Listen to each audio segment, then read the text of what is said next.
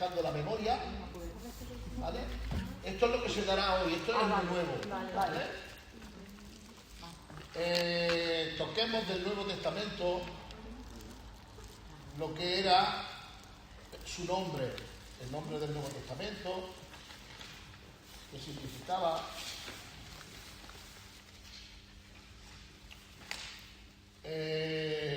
Toquemos el contenido que tenía el Nuevo Testamento. ¿Os acordáis? ¿Qué contiene? ¿Cuántos libros contiene el Nuevo Testamento, David? 27. 27. Muy bien. ¿Cuántos escritores lleva, Rosy? Uy. Uy. Uy. De 9 a 8. Uno más. 8. Lleva de entre 8 a 9 escritores. ¿Vale? No me he enterado. He dicho 4, pero multiplicado. Claro, sumado son 4 por 2. Claro, sí. Es como se suele decir, si 2 son 3 y 3 son 2, ¿cuántos 3 son 2? Es lo mismo. Claro. Entonces, entendemos que el contenido de lo que tiene, estas primas bien me vuelven loco. Tiene 27 libros, entre 8 a 9 escritores. Comentemos de que si muchos piensan que el apóstol Pablo escribió hebreo, exacto. Pero si Pablo no escribió hebreo, que seguramente que no, que yo expliqué mi punto de vista, cuando yo estudié hebreo, que Pablo era tan exégeta, era tan, ¿cómo lo diría para que me entendierais mejor? Era tan puro a la hora de coger la escritura que no la cogía de la Septuaginta. ¿Os acordáis? ¿Se acordáis lo que era la Septuaginta? Jesús. Ya lo sé que por eso te lo preguntaba a ti. Porque si se lo pregunta a otro, y te digo, ya va pillado. ¿Qué era la Septuaginta, Samuel? Si no me equivoco, la traducción puede ser, ¿no? Sí. Del griego. Del hebreo al griego. Fue la primera que se hizo con Ptolomeo, cuando se rompió el reinado de Alejandro Magno, se dividieron los 4 generales, y en esa época, año arriba, año abajo, había una librería en Alejandría. Son datos importantes. ¿Son traducción? Perdón. ¿Traducción de qué? La traducción del hebreo al griego. Se le reconoce como la Septuaginta, o la versión de los 70. Del hebreo al griego. Fue la primera. Jesús dice, se cree que él la leía, ¿vale? Una traducción muy bonita. Exacto. Del hebreo al griego. Se tardó aproximadamente unos 55 o 60 años en escribir el Nuevo Testamento. ¿De acuerdo? La clasificación según el carácter de la literatura de los libros. ¿Os acordáis el carácter de los libros, lo que hablábamos un poquito?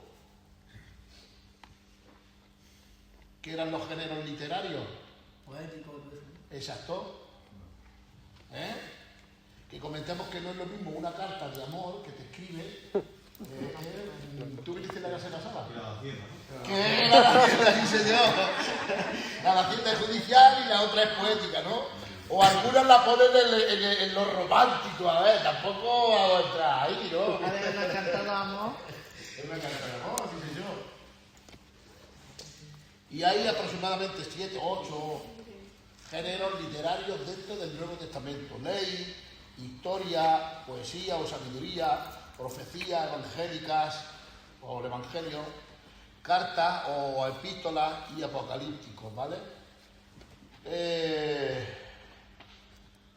Dijimos que eran los evangelios, que había 4 evangelios, que no eran 4 evangelios diferentes. ¿Os acordáis? Sí. ¿Qué hacen los 4 evangelios juntos?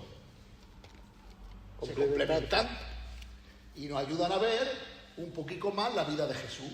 Porque, por ejemplo, cuando sí te hacen esa pregunta, Samuel, tú también eres Samuel, ¿no? Moisés, no me acuerdo. Jesús, ese sí, Jesús. Tú imagínate que te hacen esa pregunta. Oye, ¿por qué vosotros tenéis 4 evangelios? Tenéis consumados, tenéis... Y claro que la responde de momento, ¿no? Dice que en vez de uno tenéis 4. Entonces hay que comentar que evangelios son uno, pero que, como dice 4, pero se complementan, van unidos. Son unidos los 4 y vemos un poquito más la vida o la biografía, los milagros y todo lo que hizo Jesús, lo vemos complementado en los 4 evangelios. ¿De acuerdo? Dijimos que eran 4 canonizados. Dentro del canón. ¿Qué era el canón? Hermano... sí, me acordaré del nombre, que siempre me he hecho. El hermano... De verdad que no lo haga con Sancha, ¿eh? ¿Recuerdas que el hacha libre en el expositor y yo y Manuel, hermano me llevó ahí y estaban los dos? El canon bíblico son los libros que entran dentro de la Biblia. Muy bien, los reconocidos que están canonizados, ¿vale? Y son Mateo, Marcos, Lucas y Juan. De lo que estuvimos hablando era de que dentro de los evangelios habían 2 que eran apóstoles directos de Jesús, pero había 2 que no. ¿De acuerdo? ¿Quién eran los apóstoles y quién no? Hermano, ¿tú cómo te llamabas? Enrique. Los apóstoles, uno Mateo Mateo. y el otro el pescador. El pescador, claro, pero... No me acuerdo el nombre.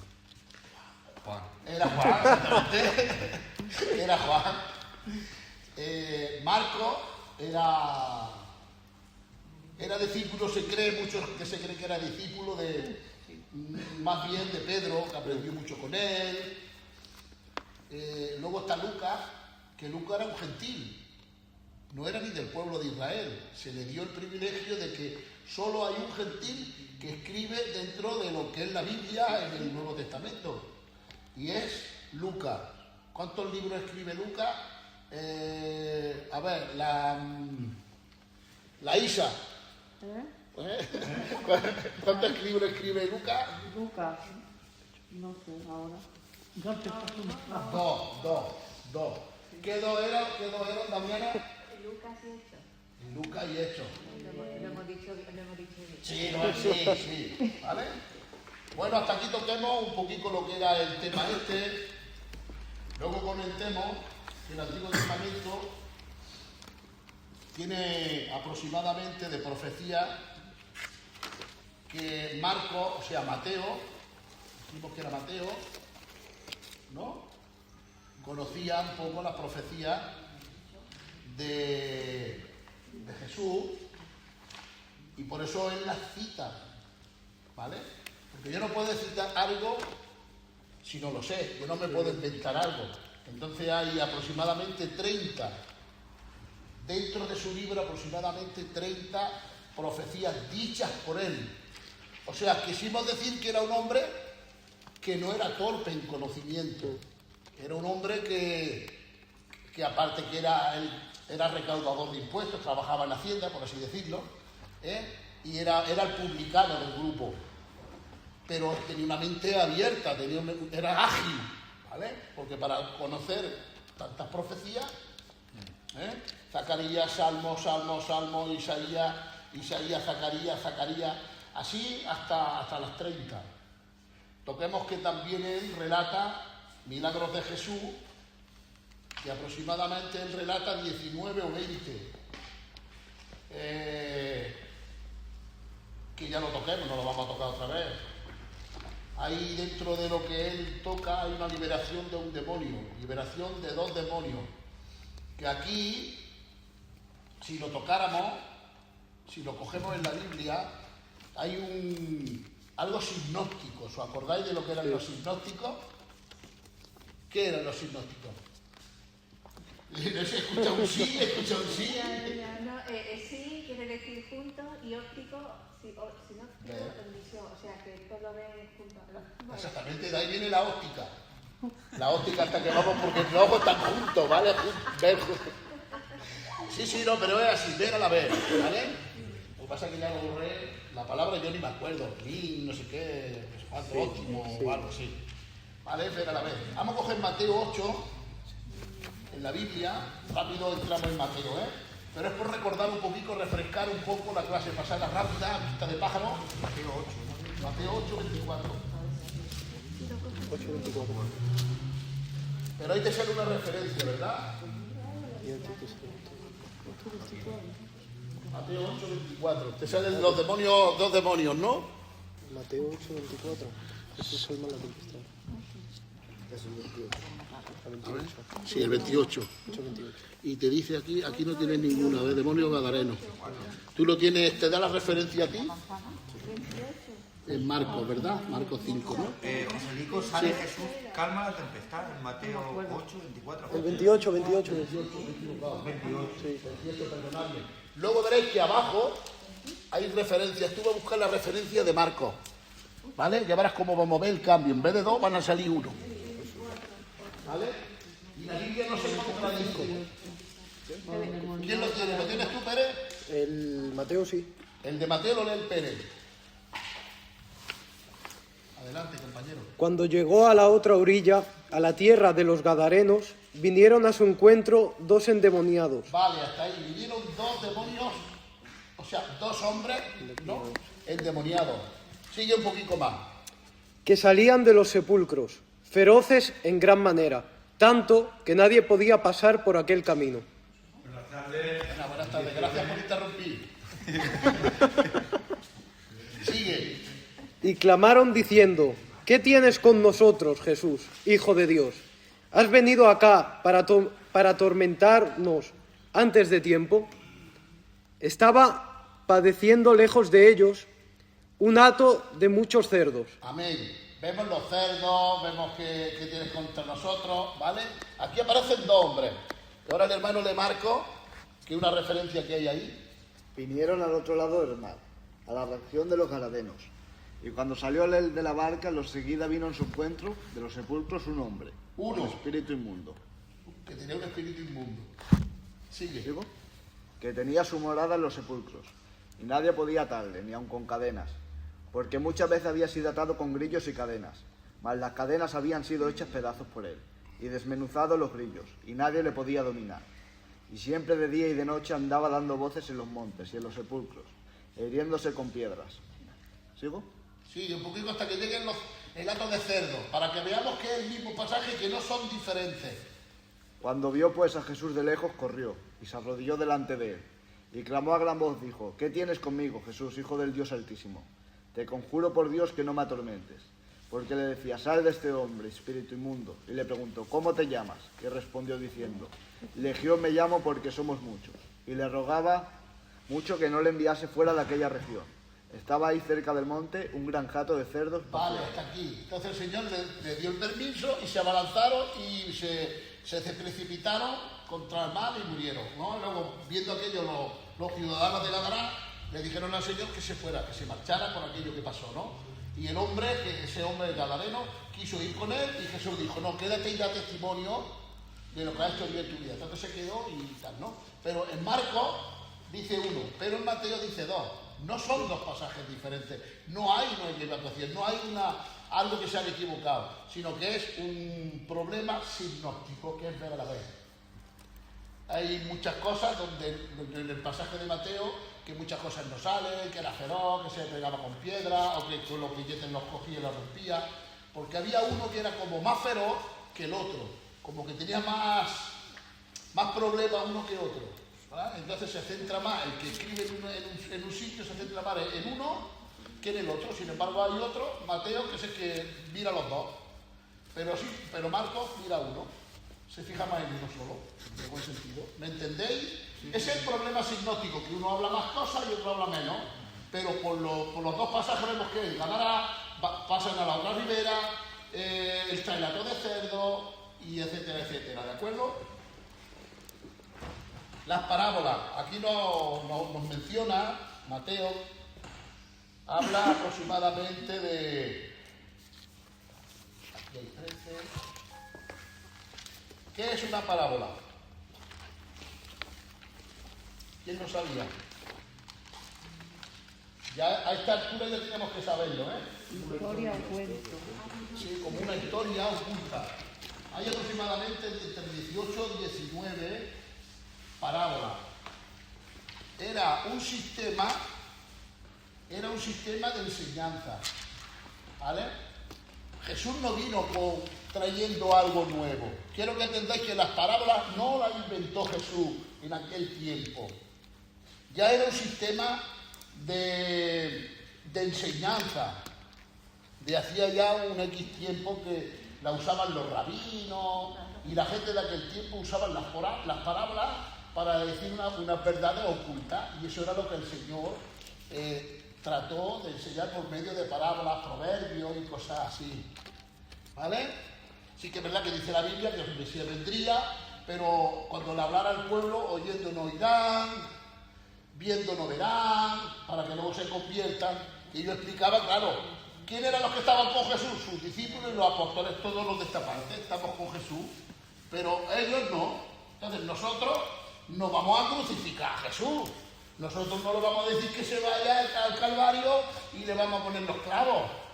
Sin embargo, los que no lo conocían, los que renegaban de él, los que creían que era que era un mentiroso, que era un blasfemo, que era alguien que no era el verdadero, lo cogieron y lo llevaron a los tribunales y lo crucificaron. Pero claro, los demás no. Entonces él tenía que aprovechar de aquellos que él ya sabía que no lo iban a recibir, aquellos que no iban a cogerlo como Dios, aunque se les sirvió el mismo plato para todos. ¿Vale? El Señor no dijo, oculto esto y para vosotros os doy lo bueno y para ellos lo malo. El Señor murió por todos. Lo que pasa es que unos lo recibieron y otros no. Dentro de las parábolas estaban las parábolas del reino, parábolas de la gracia y del perdón, parábolas del reino y de la respuesta humana. Son títulos que cuando tú las buscas en Mateo, hay 18 o 19 parábolas. ¿De acuerdo? Parábolas del futuro, capítulo 13 de Mateo, ¿vale? Casi la mayoría. Es bueno que en la casa vosotros estudiéis Mateo, desde caso, y si hay algo que no se entiende en la libreta, yo quiero que seáis paladines. ¿Qué es un paladín? Un paladín era como cuando decía Goliat, no hay nadie que pueda salir de los ejércitos de Israel para pelear conmigo. Buscaba un paladín, buscaba a alguien que diera la cara por ese pueblo. ¿Os acordáis de la película? Ya verás, os voy a llevar a un sitio. ¿Os acordáis de Killer?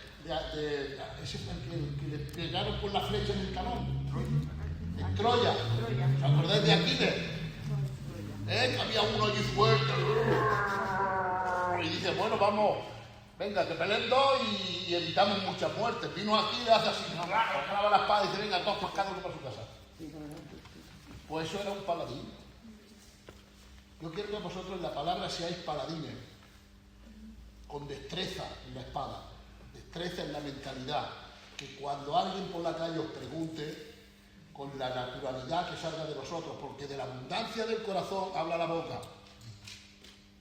Si conocéis todos los equipos de fútbol, los que juegan, los del banquillo, los que de la temporada pasada, conoceréis a lo mejor entrenadores del año de la pera, es porque os gusta el fútbol y os preocupa y os llenáis de ese tema. Si os llenáis del tema de la Biblia, os pasará igual. ¿Vale? Hablemos de las doctrinas y de las enseñanzas de Jesús. Jesús trajo doctrinas fundamentales, ¿vale? Habló aproximadamente 8, 9, porque Jesús también hablaba doctrinas, enseñanzas, ¿vale? Enseñanzas que normalmente habló aquí en Mateo aproximadamente entre 8 a 9, porque en Mateo sale esa, pero igual en Juan salen unas pocas más. Traía ya enseñanzas del Antiguo Testamento, las cuales el pueblo de Israel pues no las llevaban, no las hacían como estaban escritas en la ley, como por ejemplo el día del reposo. El día del reposo Israel no lo entendió, porque lo que trató Jesús o Dios desde el Sinaí era darle un tiempo para ellos, para descansar de sus trabajos y dedicarlo al Señor, estar en paz con la familia, y estar en paz con el Señor de descanso. Y el Señor le hizo se puso como por ejemplo él, que al sexto día descansó. Pero Dios no se cansa, sino que fue como un ejemplo para ellos, para que dejaran sus cosas, se lo dedicaran al Señor y con la familia descansaran de sus quehaceres y se renovaran en la mente. Pero lo que hicieron el pueblo de Israel de aquel tiempo es que ponían agravios y cosas y problemas, que no se puede andar, que no se puede hacer esto, a tantos pasos ya no podemos hacer, y ponían más problemas en el día de reposo que lo que en verdad el Señor dijo en el sentido original que tenía. Porque tantas y tantas veces, unas veces que predicó el Paco aquí, ¿acordáis? Dijo, hombre, es lícito sanar el día de reposo. Ha sanado, pero si es un bien para el hombre. Pero si el día de reposo no te quita que tú hagas un bien al hombre o hacia Dios. Lo que es un descanso para ti. Dice, vosotros, si se cae una oveja, ¿no la cogéis? Y ahí no la cogéis, pues qué más un hombre, ¿no? Entonces le estaba haciendo entender que el día de reposo no era conforme ellos pensaban. Entonces Jesús tenía que venir con una nueva enseñanza o recordar la enseñanza para que la entendieran bien. Mateo es muy extenso, con sus 28 capítulos, es fenomenal. Dios como Padre y soberano, la salvación por la fe y obediencia, el reino de los cielos, todo esto él lo iba trazando. Daros cuenta que Mateo va dirigido a un grupo de personas. ¿A quién? Muy bien. Date cuenta qué detalle. Dice Mateo. Vamos a coger capítulo 5 de Mateo. Capítulo 5 de Mateo, ¿lo tienes, Lu?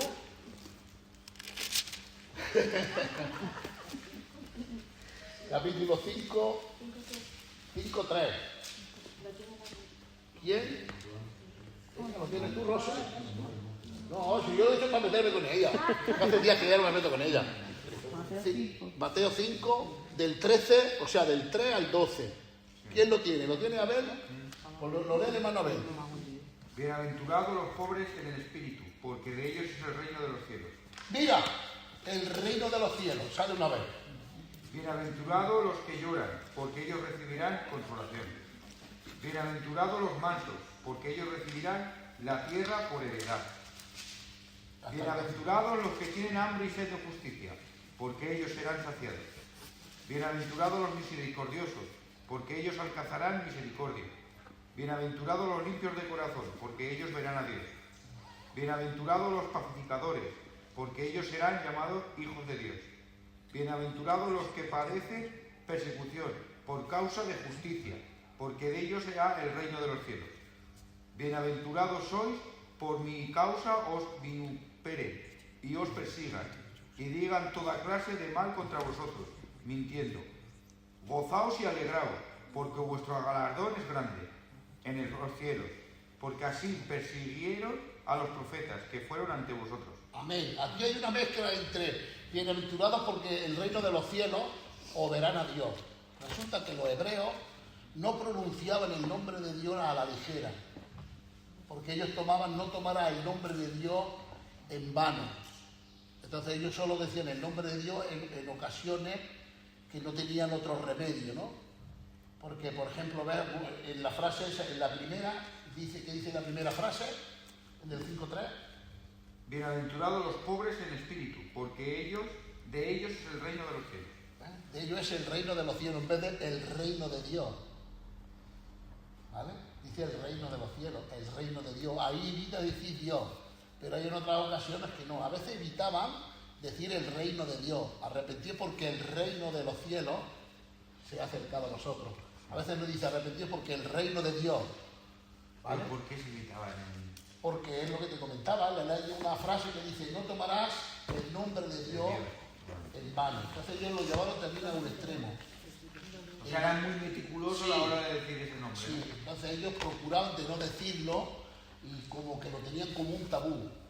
El Señor no estaba diciendo que no pronunciáis el nombre del Señor, sino que no por cualquier cosa el nombre de Dios estuviera como... Nosotros quisimos meterte delante de Dios. Sí, delante de Dios, no, sino que nombre de Dios es serio, yo es tomarlo en serio, ¿no? Tomarlo en seriedad, eso es lo que quería decir en la ley. Lo que pasa es que ellos ya lo tomaron tan, escriben el nombre con las 4 letras que eran impronunciables y trataban de no pronunciarlo.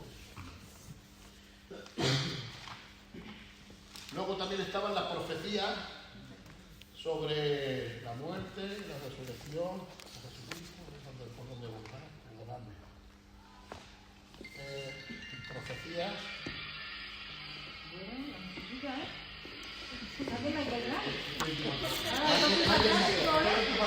Hay una de uno, ¿vale? ¡Ey, dímelo, Quillo! ¡Está en manos libres! Dime, estamos en la clase, a ver lo que me va a decir. Vale.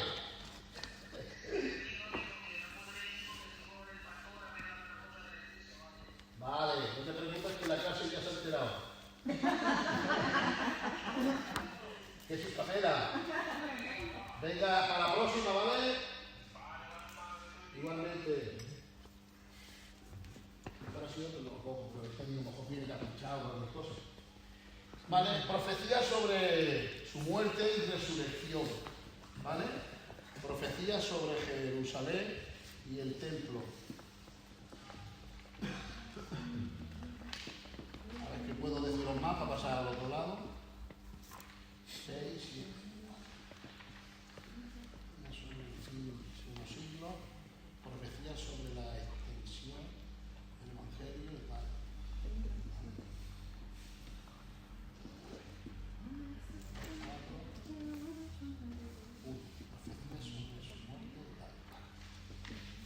Mirad, vamos a ir aquí, lo vamos a coger rápido, ¿vale? Para no hacer canso. Esto ya lo pasé yo por el grupo, ¿vale? Este trabajo lo pasé por el grupo. Que el que lo quiera matizar, estudiar y tenerlo como algo en su casa, bien, ¿no? Eso es diferente que esto. Sí, estos son trabajos que yo hago, ¿vale? Que yo por la noche me pongo estudio y digo, bueno, vamos a ver cuántas veces profetizó Jesús en el libro de Mateo. Por ejemplo, ¿no? Estamos dando el libro de Mateo. Pues Jesús profetizó sobre su muerte y su resurrección. Él mismo se profetizó de eso. En Mateo 16, 21, el Hijo del Hombre debe padecer, ser muerto y resucitar al tercer día. ¿Vale? Mateo 17, 22 al 23 dice, predice su muerte y resurrección, y así hasta 9 veces. Profetiza sobre Jerusalén y el templo, Jesús, ¿vale? Mateo 24, del 1 al 3, dice, destrucción del templo, fue destruido. No dará piedra sobre piedra. No quedará piedra sobre piedra, que el general Tito ya lo... Mateo 24 y del 6 al 8 dice, guerras, hambres y terremotos que ya están sucediendo. Mateo 24, 10, muchos se apartarán de la fe. Muchos ya se han ido apartando de la fe. En el 24, y así hay una lista grande, ¿vale? Que no vamos a decir todo, pero él aproximadamente entre 14 o 20, entre 14 y 15 profecías, él profetizó. ¿Vale? El resumen, pues ya lo dimos. ¿De acuerdo? ¿Hay alguna pregunta sobre Mateo? Por no redundar mucho ahí. ¿De acuerdo? Pues vamos a ir al Evangelio de Marcos. Gloria a Dios. Mira, en el Evangelio de Marcos hay un bosquejo ahí, dentro del libro que tenemos. Fíjate, Marcos, ¿cómo representa Marcos a Jesús? Primero, como un siervo. Igual que Mateo lo representa como un rey hacia los judíos, para que entiendan que el rey de los judíos era él, el que esperaba, el ungido, el Mesías. Y Mateo, ¿qué hace? Se come la cabeza para hacer entender, por medio de profecía y de muchas cosas, de pruebas verídicas, de que el pueblo de Israel entienda de que él era el Mesías, de que él era el rey. Y eso es todas las profecías que hemos estado viendo, las parábolas y todas las enseñanzas que él daba. Pero Marcos lo representa como un siervo, alguien que viene a servir. ¿Vale? Pues dice Jesús, yo no he venido a que me sirvan, sino que vengo a servir. Vale. Perdona que te corte. Sí. ¿Dónde está aquí El bosquejo. No, claro. ¿Qué? ¿No has dicho que en el libro este que Sí. teníamos? Sí. En la 21. ¿En la 21? Sí. A ver si te... ¿Esto de aquí? Debajo de contenido. La relación, el brillo de Jesús, la separación del siervo. Vale. Y el 1, pero aquí le falta el 3, ¿vale? Y el 13, ¿vale? Que me diga que me pueda decir. Y por eso lo buscaba yo aquí. Ahí el libro lo que pasa es que le falta el 3, ¿vale? En la primera sección le falta el 3, que yo me di cuenta, digo, que ya lo he explicado a veces, que el libro a veces le pone más nombres de los que tiene, a veces Mateo sale 2 veces, a lo mejor, o no sale Mateo. Entonces parte el libro que tenemos, la preparación del siervo, como cuando empieza su ministerio y todo lo demás. Cuando leemos el libro de Mateo, del 1 al 13 vamos a ver, al capítulo 13, ¿vale? Son datos académicos y tenemos que aprenderlo todo, ¿vale? La obra del siervo, cómo obraba Jesús y cómo lo representa Mateo a razón de lo que él servía, porque él es específico, no se paran muchos diálogos, sino él es rápido. Iba del 1:13 al 14 hasta el 37. Luego está la muerte del siervo, que es cuando muere Jesús, que aparece en el capítulo 14:1 al capítulo 15:47. ¿De acuerdo? Eso lo tendréis ahí, ¿vale? Y el último es pues la resurrección del siervo, que habla de la resurrección de Jesús y demás, ¿no?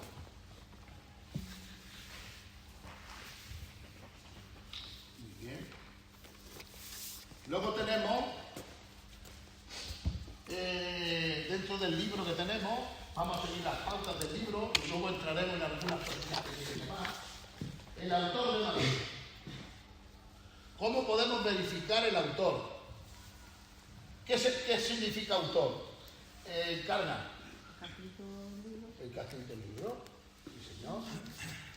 ¿Cómo podemos verificar que Marcos escribió el libro de Marcos? Bajo tu punto de vista, ¿por qué crees tú que Marcos escribió el libro? ¿Dónde? Decir lo que no es. Pues eso es lo que quiero que me hagas, que me convénceme. Yo soy incrédulo y Mateo. Que la quitó Marcos, aparte del nombre, Sí. los historiadores han catalogado este libro como de Marcos. Muy bien. Tenemos siempre que aunque el libro no diga, este libro lo ha escrito Marcos, ¿no? Pues hay cartas que sí. Yo, Pablo, siervo del Señor Jesucristo, escribo a los filipenses, por ejemplo. Estoy inventando ahora, ¿no? Entonces vemos que él mismo dice que lo ha escrito, pero hay por ejemplo como este que no. Entonces siempre tenemos que buscarle la paternidad a razón de los libros seculares, históricos, o si lo han sido los patristas, o si ha sido, como siempre decimos, aquello como era lo tengo aquí escrito, la tradición judía. ¿Vale? En el libro que tenéis, se le dice, la tradición avala a Juan Marcos como el autor de este evangelio. Sale ahí. No me digas dónde, porque yo lo voy leyendo, autor. Y voy leyendo pam, y el dato clave, lo cojo y lo apunto. Para ir quitando a veces yo y no ser aquí pesaico. ¿Qué es la tradición judía?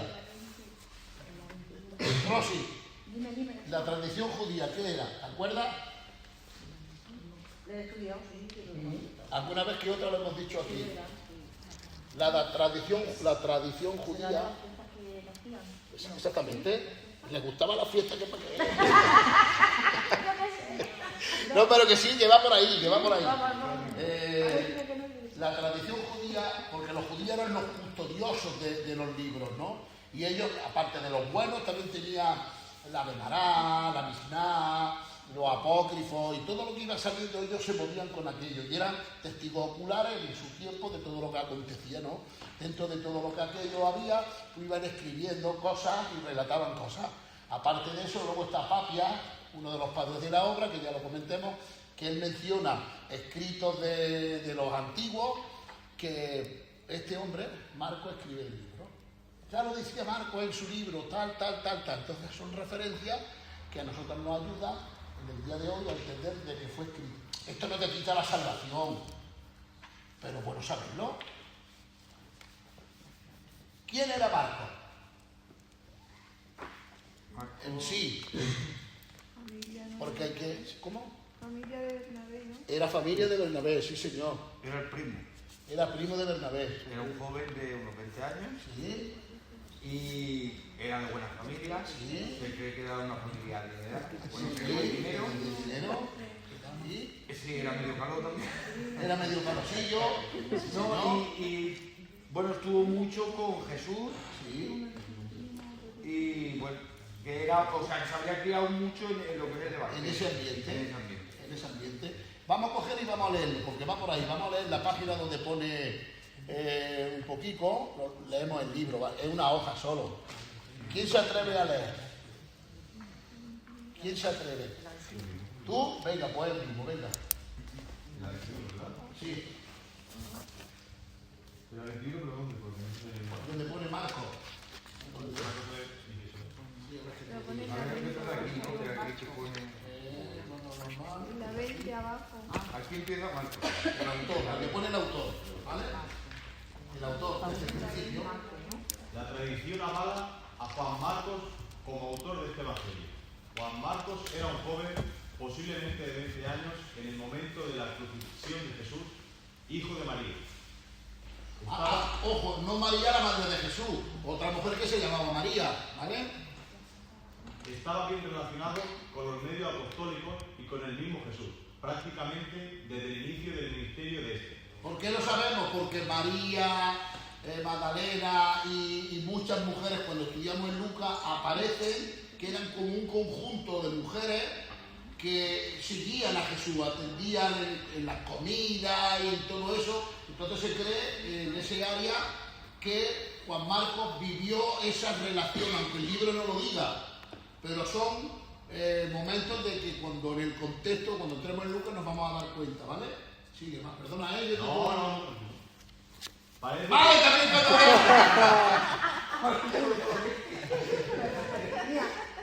Bueno, sigue, ahora sí va en serio. Parece que su familia era de buena posición económica y con origen probablemente de Chipre. Su casa se convirtió en el cuartel general de los discípulos. Hechos capítulo 12, versículo 12. Tal vez fuera el aposento alto, el lugar de la primera Santa Cena y donde descendería el Espíritu Santo. Hechos. Sí, está esto, te da una referencia bíblica donde... Su casa fue el de Pentecostés. Vamos a leerlo, di la primera cita. La de Hechos 12, capítulo 12. Sí, vamos a leerlo, vamos a buscarlo, que yo voy a buscar otra cita porque esto es bueno, que a veces el libro o se lo está inventando o no tenemos muchos recursos de saber dónde se celebró la última Pascua. ¿Vale? Dile dónde. Hechos capítulo 12, verso 12.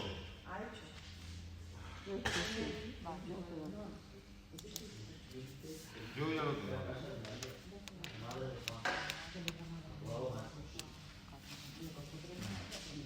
Cuando lo tengáis, el que primero que lo tenga, que lo... ¿Lo tienes tú? Vale, pues a ver, sácalo. Sí.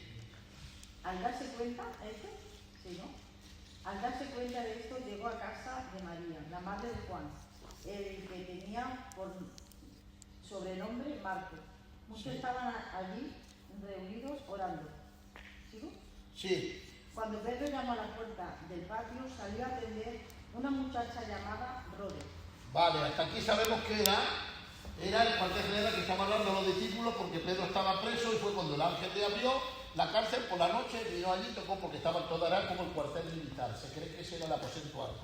Pero mira, vamos a leer en Marcos capítulo 14, 13, dice Jesús a su apóstol, y envió 2 de sus discípulos y les dijo, id a la ciudad y os saldrá al encuentro un hombre que lleva un cántaro de agua seguidle.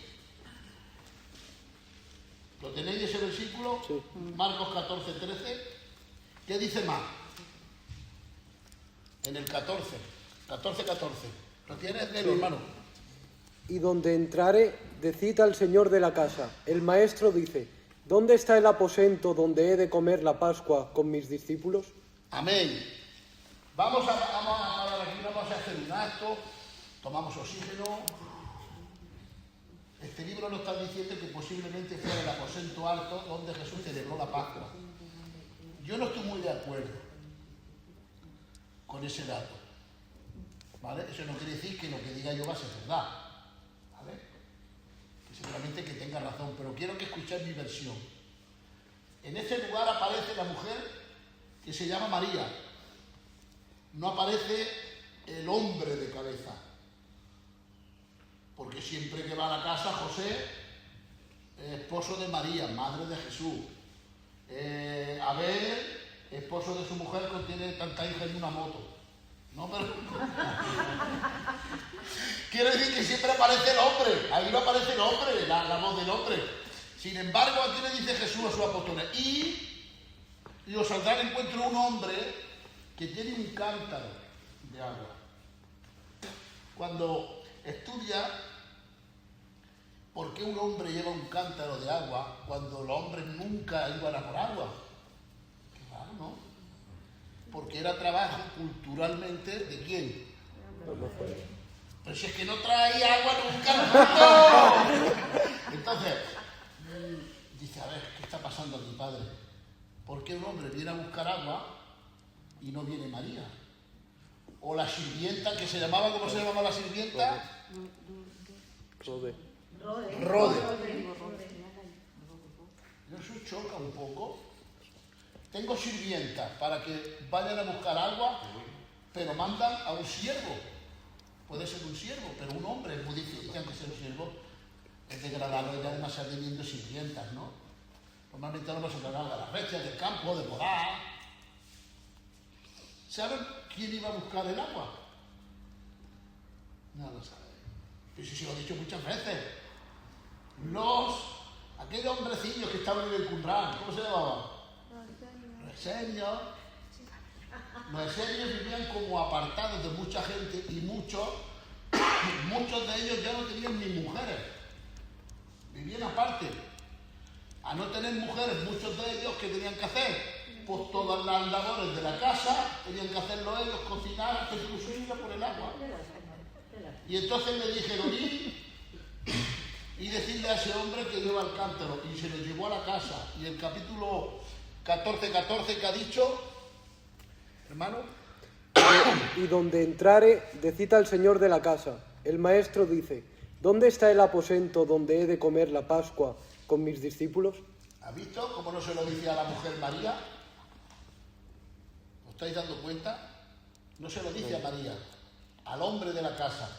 Posiblemente que fuera una casa o de esenio, o ese hombre tenía siervo y lo mandó y no tenía mujeres, es muy difícil, para que fueran a buscar el agua. Yo más bien creo, bajo el contexto que entiendo histórico, que fuera un lugar aposento donde vivía una comunidad o gente esenia, que es posible. ¿De acuerdo? En el Evangelio hay que valorarlo todo, pero cuando no hay muchos datos no hay que darlo por hecho, son puntos de apoyo. Cuando hay más de 3 versículos o 3 es una doctrina. A veces no podemos hacer de una verdad una doctrina, que se le llama un axioma, deducir de una verdad una doctrina. Yo no puedo poner un castillo en el aire o en un granito de arena, no. Yo tengo que tener base para fundamentarme en lo que yo digo que es verdad, ¿vale? Como esto, yo no puedo decir si era o no era, pero yo lo contrarresto. Entonces cada uno de nosotros podemos valorar un poquito más si era el aposento alto de María, donde la casa de Juan Marcos comieron allí, porque no habla nada del padre, no habla nada del cabeza de familia, solo habla de María, Rode, los que estaban allí, de Juan Marcos que era hijo de ella y poco más, ¿vale? ¿Me seguía? ¿Hay alguna preguntita? Pues seguimos un poquito, que el hermano siga leyendo. O sea, quiero decir, ese dato no está muy claro. Yo creo más que fuera una comunidad de senior en aquello, o pudiera ser que sí, ¿vale? Que aquel hombre era un criado, que lo mandaron a por agua, no aparece el nombre de familia y solo aparece el nombre de la mujer, que era María. También pudiera ser, ¿vale? Adelante, compañero. El joven Marcos era primo de Bernabé y fue parte del problema que propició la separación de este y Pablo en el segundo viaje misionero. Vale, hasta aquí paramos un poquito. ¿De qué problema está hablando en el segundo viaje misionero de Pablo con Bernabé y Juan Marcos? ¿Alguien lo sabe? Que levante la mano. Sí. Separación de este y Pablo. Sí. Tuvieron una discusión, las manos tuvieron que separar. ¿Puedes hablarnos tú de esa separación? ¿Por qué pasó? Tengo la memoria un poco fría. Yo sé que lo comentaste la semana pasada, pero la verdad es que... Vale, pues resulta de que el que escribe este libro está diciendo Marcos. ¿Quién era Marcos? Pues Marcos era hijo de esta, hijo tal, ¿no? Era un joven de 20 años que había acerca del Evangelio. También fue uno de los que en el primer viaje misionero con Pablo y Bernabé, que se unen, Bernabé y Pablo eran amigos y se fueron a predicar y se llevaron a Juan Marcos, ¿vale? Pero se ve que por problemas de... no se sabe muy bien porque la Biblia no lo especifica. Los dejó tirados. Se cree que como era un niño rico de dinero, cuando tenían que... se cree, muchos que opinan, cuando tenían que dormir por a lo mejor en algún sitio no muy adecuado, o de comerte un bocadillo de jamón serrano, tenías que comerte uno de mortadela. Claro, eso le venía un poco grande. Los sufrimientos, los padecimientos. Entonces dijo, yo me voy a mi casa, porque eran 20, 22 años. Y en el segundo viaje de Pablo, quiso Bernabé contar con su sobrino, venga, que nos vamos los tres otra vez. Dijo, no, tu hermano ya, tu primo ya no viene más. No, porque mira lo que nos causó, el problema que nos causó, que nos dejó todo tirado, y entre ellos fue la discusión, se elevó tanto de que entre ellos se fue cada uno por un lado. No se pelearon a cáter, no se quitaron el habla, ¿vale? Quiero que entendáis eso, ¿no? Porque dijeron, no, mira, tú vas a predicar con tu sobrino, si quisiste en la carga, y yo me voy con Sila. Entonces Pablo y Sila se fueron por una zona, evangelizando, y Bernabé y Marcos se fueron por otra zona, que yo creo que eran más efectivos separados que juntos, ¿vale? Cogían más campo.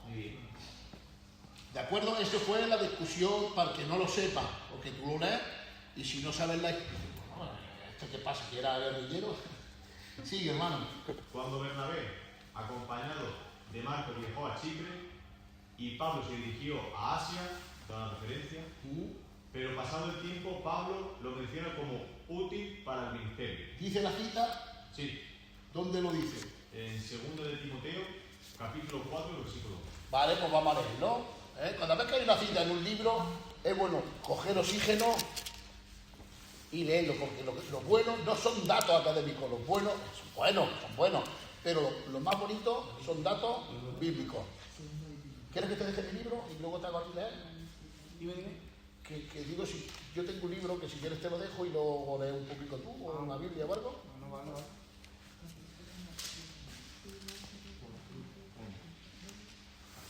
Estamos en la página 21, ¿no? Sí. Vale. Sí, yo lo tengo. ¿Lo tienes? Vale, pues léelo. Me he equivocado mal. Esto manda y enseña. Ninguno tenga en poco tu juventud. Segunda. Segunda. Timoteo. Estoy leyendo en primera. Sí. Dice, chacho, dice, ¿no me dijiste que viajar en primera era lo mejor que había? Dice, sí, pues claro, lo que en primera es mejor, es lo que mejor hay. Y después yo he venido en primera con el coche y lo fundió. Esta es segunda. Capítulo 4, versículo 4:11. Solo Lucas. Solo Lucas está conmigo, ¿no? Sí. Solo Lucas está conmigo. Toma a Marcos y tráele contigo, porque él me es útil para el ministerio. ¿A quién se lo está diciendo? La conversación que lleva Pablo, ¿a quién se lo dice? Tráeme a Marcos, porque solo conmigo está Lucas. Lucas, hasta luego. ¿A quién se lo está diciendo? No se lo está. Pablo no se está dirigiendo a Bernabé. ¿A quién le está hablando el apóstol Pablo para que le diga que venga Mateo porque está solo con Lucas? Ah, ¿no? ¿Qué libro estamos leyendo? No, no estamos... Timoteo.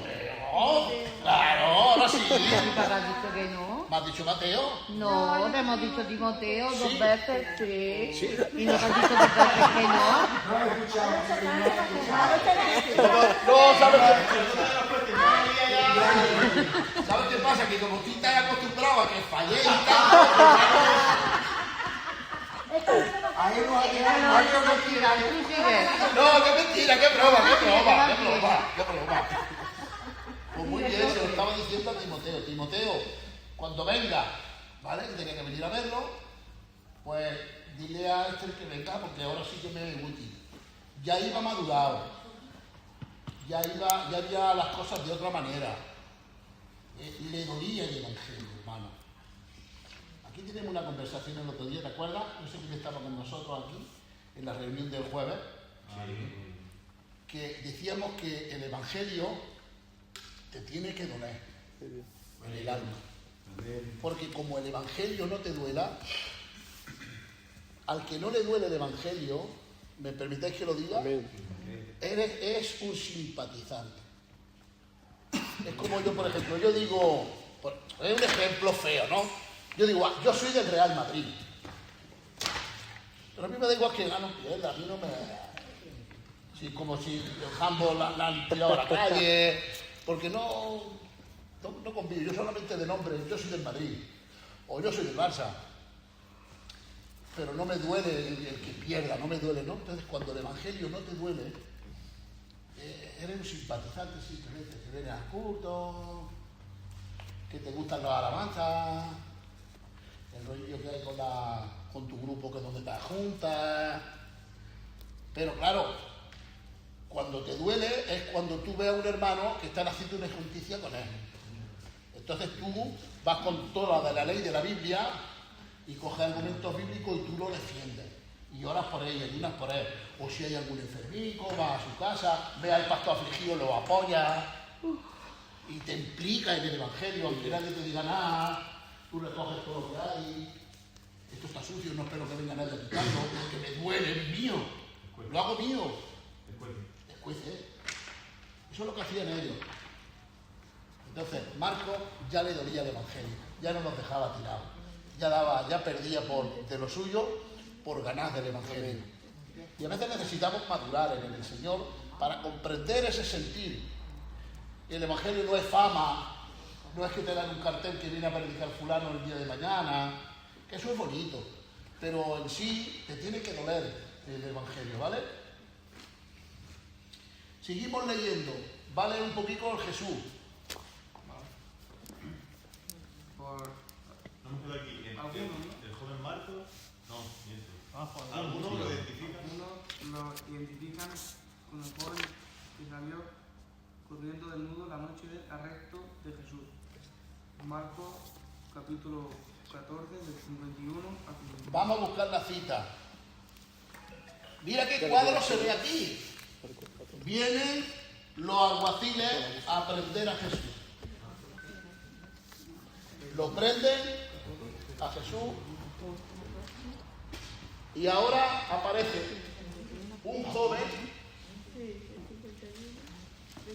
perdonadme, semidesnudo, con una sábana. ¿Cuál es, José Marcos? 14, 21. Eso, perdón, 51. Soy yo peor que la hermana ya. Déjalo que siga. Oye, mujer me echa de la casa. Menos mal que no voy a trabajar por la noche. Por eso lo hago, si no te veo bien, no vamos. A mí no se la ve, coña. Hasta la 11 no te va. Hasta la 11 no se va. Sí. No, que hasta la 11 tiene la clase. ¿Lo tenéis? ¿Lo tenéis? Sí. El joven que huyó, sí. ¿Quién lo tiene? Venga, pues léelo, hermano, que lo tenga que lo lea, sí. Pero cierto joven le seguía, cubierto el cuerpo con una sábana, y le prendieron. Mas él, dejando la sábana, huyó desnudo. En medio de que están cogiendo a Jesús, que lo apresan, claro, hay uno allí envuelto en una sábana que los alguaciles que ven allí se ve que querían echarle mano también, porque todos se fueron, todos se dispersaron. Cuando llegaron allí a cogerlos, todos se dispersaron, ¿vale? Entonces, dentro de lo que iban por el camino los alguaciles con Jesús prendiéndolo para llevarlo al pretorio y juzgarlo y azotarlo y todo lo demás, aparece ese joven que dice que le echaron mano y echaron mano de la sábana y él se fue corriendo desnudo. Los estudiosos de Marcos creen que era él, que era Marcos.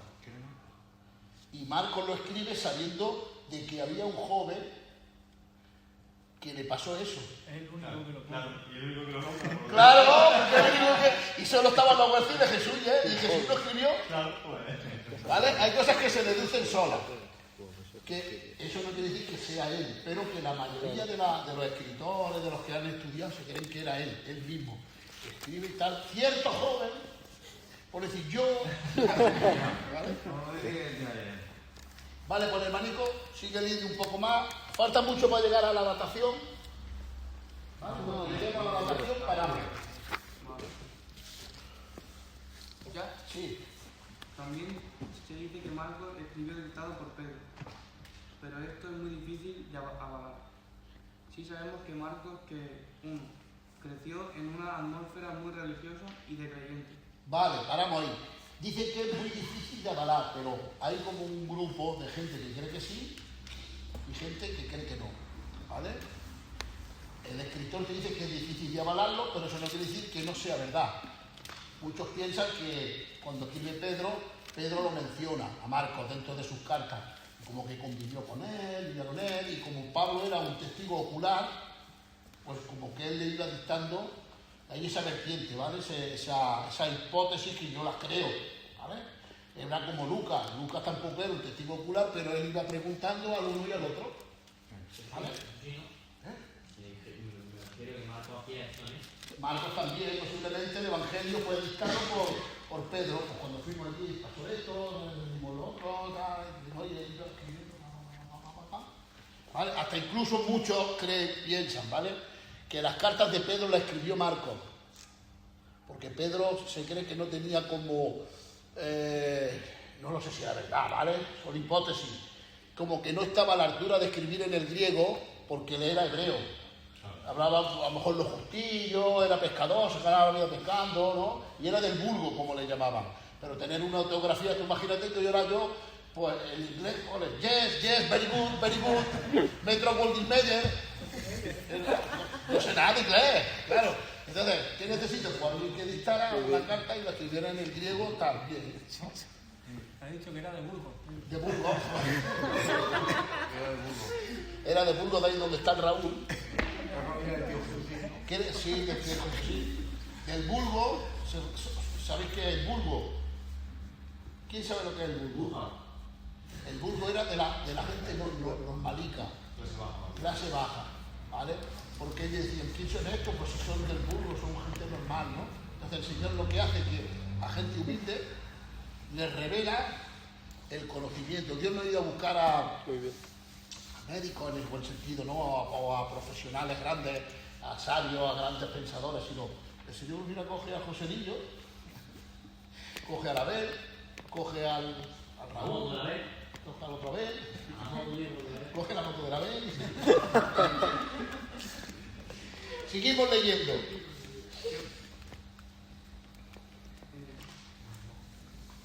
Posiblemente fue testigo ocular de algunos hechos que relata. Amén. ¿Ves? Date cuenta, dice el libro. Posiblemente pudo ser algún testigo ocular de las cosas que hizo Jesús. ¿Por qué? Porque en aquel tiempo María Magdalena y todas las mujeres iban junticas y ayudaban pues, a hacer la comida, a hacer las cosas que hacían las mujeres en aquel tiempo. Pues colaboraban, eran colaboradoras, porque luego en Lucas vamos a ver que Lucas es también el evangelio de la mujer, que las menciona, les da a cada una su lugar, como que hace ver el trabajo que tenían, ¿no? Y posiblemente que si María, la madre de Juan el Marcos, estaba en ese tema, pues seguramente que él vería algo, ¿Vale? Venga, sigue leyendo el Samuel. Sí, para no ser canso uno y otro, también poquito uno y otro poco otro. 3. Trabajó codo a codo con algunos de los evangelistas más importantes de su época, Bernabé y Pablo. Incluso es probable que también con Pedro. Aquí también te dice que es probable con Pedro, porque él se cree que estuvo a los pies de él. Y con Pablo, bueno, fue al principio que lo desechó, pero luego lo llamó. Y con Bernabé también. Lo que pasa es que Bernabé, pues, muchos lo consideran apóstol. Entremos aquí, ¿vale? Aunque vamos a coger un poco de oxígeno, que no tiene que ver nada con las clases. Pero ¿qué es un apóstol? ¿Qué significa el nombre apóstol? A ver, que lo diga la Encarni, que es lo que es académica, ella es académica. Simplemente tiene que decir. Enviado. Tengo la voz hecha polvo, ¿eh? Es un enviado. Apóstol significa alguien que envía a alguien, ¿no? Entonces lo que hizo Jesús fue que cogió a 12 hombres y los envió. Por eso son los enviados del Cordero, que traducido en aquel tiempo son los apóstoles del Cordero. Apóstol a igual a enviado, ¿vale? Pero eran del Cordero. A Juan, al otro, al otro, al otro, al otro, al otro, hasta 12. Cuando muere él, ¿quién muere? ¿Qué se suicida? ¿Cómo se llama ese campico? Judas, ¿vale? Entonces, está Pedro con todos los apóstoles y ahora mencionan un versículo de la Biblia y dicen, alguien que ocupe el lugar del que se ha suicidado, ¿no? Sí. Y ahora, y cogen a José y a Matías.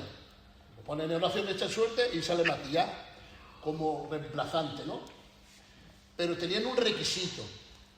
¿Qué requisito tenían que tener para elegir a esos apóstoles? Que estuvieran con Jesús. Que estuvieran con Jesús desde el principio hasta su muerte. O sea, durante los 3 años del ministerio de Jesús, tenían que estar con él, ¿no?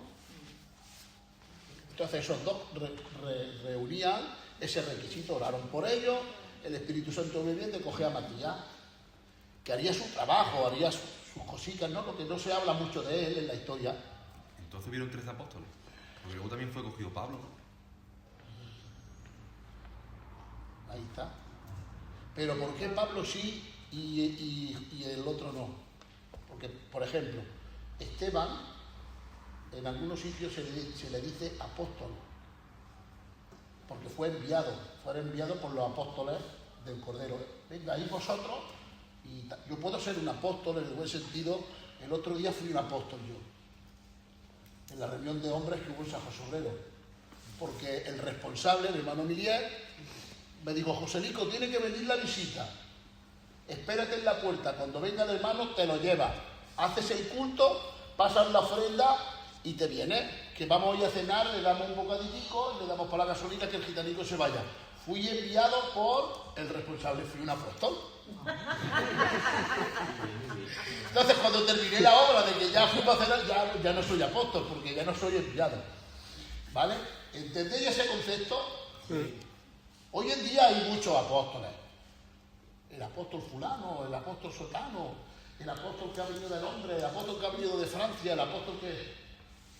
Bueno, se denominan apóstoles, pero apóstoles del Cordero tienen que reunir las condiciones de estar 3 años con Jesús. ¿Por qué el apóstol Pablo se reconoce como apóstol de Jesús, del Cordero? A ver, decidme. Porque Dios no, pues lo dijo Dios. Algo así. Sí, dilo fuerte, hay que se enteren ellos, hombre, que eso creáis. Claro, era por eso. Dilo. Porque estuvo con Jesús durante 3 años en Arabia. ¿Os acordáis que el apóstol Pablo, cuando se convirtió, se le cayeron las escamas? Vino primero y vio a Bernabé. Allí lo echaron por la canasta, por la red, y querían matarlo, no creían en él. Hay una historia, pero como no lo recibe nadie, él se va a Arabia y se tira 3 años allí, con el Señor, él allí mirando y orando, y después de los 3 años vuelve de nuevo, ¿no? Pero él tiene con Jesús, porque él lo va en sus cartas, empieza a hablar. de que el Señor le enseñaba, de que estuvo con Jesús, porque por ejemplo en la Santa Cena, que es lo que yo siempre digo, yo, dice Pablo, 1 de Corintios 3, 14, 23 creo que es, dice, yo recibí del Señor. Cuando dice del Señor es del Señor Jesús. Lo que también os he enseñado, que el Señor Jesús la noche que fue entregado tomó pan. ¿Quién había allí? Estaba Pedro, Juan, Judas, pero él no dice, yo lo aprendí de Judas, no lo aprendí de Judas. Yo no lo aprendí de Pedro, no lo aprendí de Juan. No, de Bartolomé tampoco. Vaya nombre, Bartolo, Y entonces dice, yo lo aprendí de Jesús. Durante esos 3 años y pico, estuvo él en Arabia, tuvo un trato con el Señor. Entonces le avalan los 3 años que estuvieron los otros apóstoles con Jesús enseñándole. Tenía un trato especial. Y él fue como enviado por Jesús. Porque con Ananías, cuando viene a orar por él, no Ananías y Zafira, un anciano, que el Señor le habla y dice, ve a la calle derecha, que está ahí un hombre, que se va a enterar a él lo que es sufrir por el Evangelio. Como que ya lo tenía preparado para enviarlo. Fue el apóstol enviado a los gentiles, enviado por Jesús, enseñado por Jesús. Pero hoy en día, hijo mío, si es que hay estas hermanas que son apóstolas. Entonces, como estudiante os vais a encontrar eso, que no son todos apóstoles del Cordero, ¿vale? Pueden ser enviados como yo, el otro día fui y hice el trabajo de un apóstol, ¿vale? Hice el culto, me vine porque fui enviado. Si a mí me comentan, con todos los respetos, de nuestro hermano Emiliano, de nuestros hermanos cristianos que ya están con el Señor, ¿eran apóstoles? Pues podríamos decir tranquilamente sí, porque fueron enviados a predicar, no apóstoles del Cordero, porque no fueron directos, de buen sentido, ¿no? Y se les da su lugar. Pero cuando estudiamos las características de un apóstol, nos damos cuenta qué es lo que conlleva. ¿De acuerdo? Seguimos leyendo. ¿Hay alguna pregunta? Nada, mía la tiene. No, me quedé pensando en otra cosa. Estaba diciendo, mujeres no hay ni una lista. Las mujeres hay 10. Las mujeres llevaban el agua. Sí, el cántaro, No, pero que las mujeres hacen un papel. Cuando entremos en Lucas es el evangelio también dedicado a la mujer, porque la resalta mucho. ¿Vale? Sí, es muy feminista. Ahí empieza ya. Empecemos por ahí, que verá. ¿Quién le toca leer? ¿Quién le toca? ¿Quién estaba leyendo? No me acuerdo. Samuel. ¿Lee un poquito el Samuel? 4. Él mismo colaboró en labores de predicación del Evangelio. Amén. Sigue. Datación, vale, hasta aquí quería llegar. El libro no se sabe muy bien cuándo fue escrito. La datación es en el momento que escribe el autor. Se cree que fue en el 65 o 60 después de Cristo. Muchos lo ponen en el 50. ¿Primer evangelio escrito por Marco? Creo que sí. Creo que el primero fue Marco, sí. El otro día lo hablábamos con el Francisco en la puerta y ¿te acuerdas que yo también lo comenté? ¿Vale? Pero el primer libro del Nuevo Testamento que se escribe, registrado como el primero, ¿cuál era? Santiago. Santiago, que aproximadamente se escribió en el 45, de muy temprana edad. ¿Vale? Vale, el propósito. Nos saltamos toda la datación, entonces de esto. El propósito de este evangelio es mostrar a un Cristo que es un siervo. ¿Vale? El propósito que tiene Marcos era hacer ver que Jesús ha venido como un siervo, no como un rey, ¿vale? Sino como un siervo, como dice Isaías, como cordero mudo, que fue al matadero y no abrió su boca. El contacto de todos sus huesos. Era el Mesías sufriente, el que sirvió, el que cogió un librillo, una gafa, un cubo y una toalla y le lavó los pies como lo que hacía el siervo más bajo que había. El doulos, sí, algo así. Tiene nombre de maldición, chacho. Los doulos te salen mal.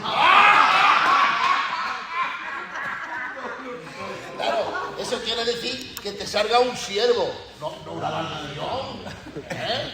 Porque el doulo es un siervo, ¿vale? Tú imagínate que sale un siervo y te sirve, ¿no? Eso me va a acordar del Ramoncillo, que siempre el Ramón, el tío Ramón,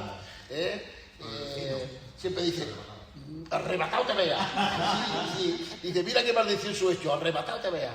Es demasiado Ramoncillo. ¿Vale?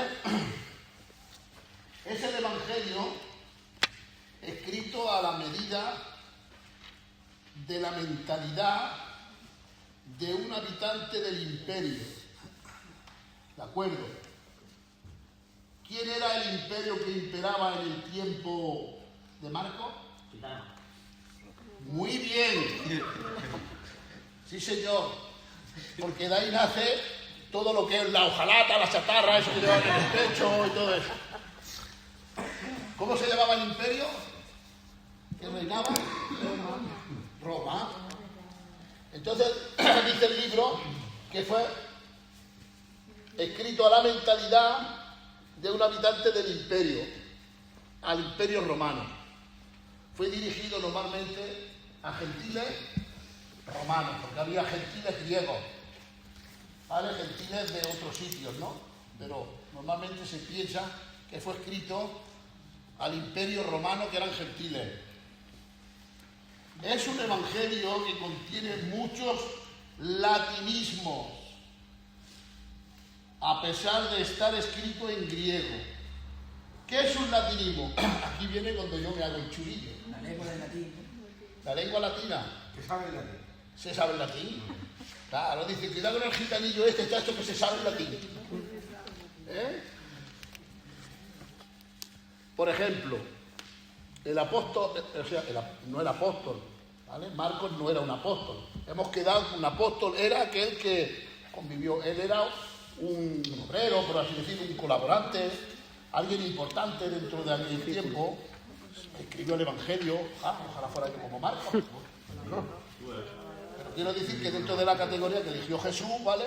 Pues no lo eligió a él como un apóstol, ¿no?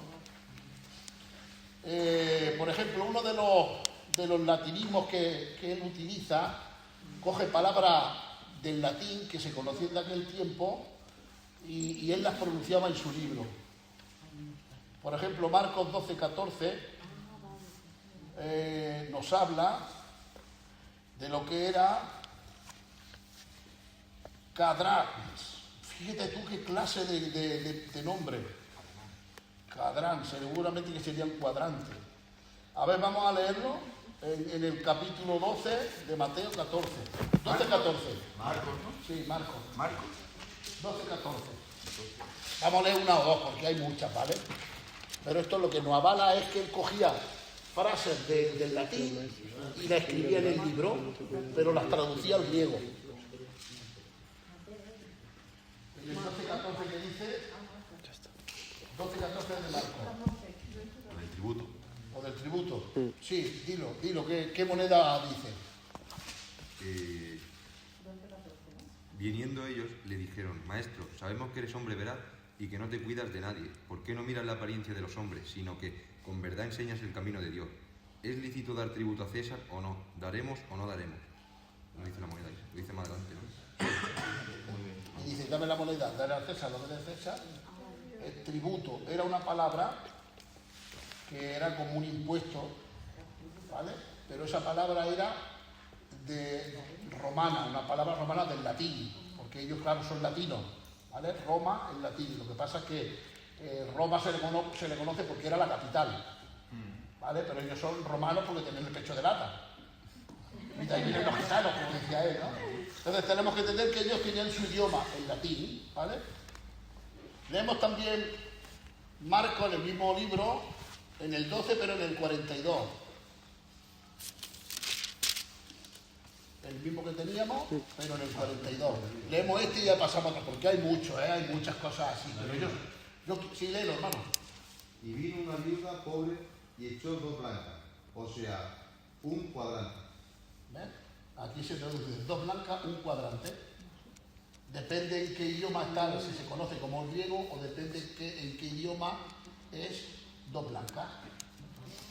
Que era un tipo de moneda que se echaba una ofrenda pasaban la ofrenda al templo y Jesús se quedó mirando y los ricos echaban de lo que les sobraba. Y Jesús se quedó mirando y le enseñó a su apóstol y decía, la verdad, esa mujer ha echado más que todo. Pero hombre, el Señor se ha echado blanca, dice, si no es valor de lo que echa, si no es porque le ha echado todo lo que tenía. Muy bien. Y los demás le echan de lo que le sobra. ¿Vale? Porque el Señor mira lo que tú haces de corazón. ¿Vale? Es lo que... Hay muchas, ¿vale? Pero nos damos cuenta que va dirigido al pueblo romano porque él utiliza también mucho latinismo de aquel tiempo. Lo que pasa que aunque son nombres que mencionan al pueblo romano que habla de latín, su libro está escrito en el idioma griego. ¿Era esta? Sí. Vale. Su contenido. ¿Qué contiene el libro de Mateo? El propósito ya lo sabemos. Hacer ver que era como un siervo, ¿vale? Fue dirigido a habitantes del imperio. También tiene ese idioma de latinismo. Pero ahora, ¿qué contiene el libro? El tema de este evangelio está recogido en el propio texto del evangelio de Mateo. A ver si me explico yo bien. Hay a veces que un capítulo de la Biblia, o un libro entero, ¿no?, tiene como una llave, que es donde encierra todo el libro. Es como el versículo o el capítulo que tiene mayor importancia en el libro, ¿no? Se le llama el versículo o el capítulo llave. Por ejemplo, si habláramos de Juan, ¿cuál es la llave de Juan? Verbo. 3:16. El 3:16. Ese también es bueno, pero a veces tiene varios, ¿eh? Porque van relacionados con todo, ¿no? Pero el enfoque de Juan era el verbo hecho carne, ¿no? Y luego dice, de tal manera amó Dios, hablando ese verbo que vosotros desechasteis, que para vosotros es lo primordial y es lo más importante, ha muerto por vosotros, ¿no? Porque la importancia del verbo era que murió por nuestros pecados. No solamente hacer ver lo grande y el poder y lo majestuoso y la soberanía que él tenía, que eso es buenísimo saberlo, pero lo que estaba tratando de hacer Juan era que el más grande se hizo hombre y murió para que nosotros tuviéramos salvación. Porque esa es la base fundamental del Evangelio, las buenas nuevas de salvación. ¿Vale? Porque ¿de qué nos mereceríamos nosotros? De saber que hay un Dios muy grande, que ha hecho todo el universo, pero si no nos da opción acercarnos a Él, no nos da opción de ser salvos y vivir con Él toda la eternidad. Nosotros no nos serviría de nada. ¿Me estáis entendiendo? El beneficio que tenemos nosotros es que por medio de la muerte de Jesús entramos al cielo. Y esa es la llave de Juan 3:16. El Evangelio en miniatura, como muchos lo llaman. Vale. Vamos a leer el 1:1 de Marcos.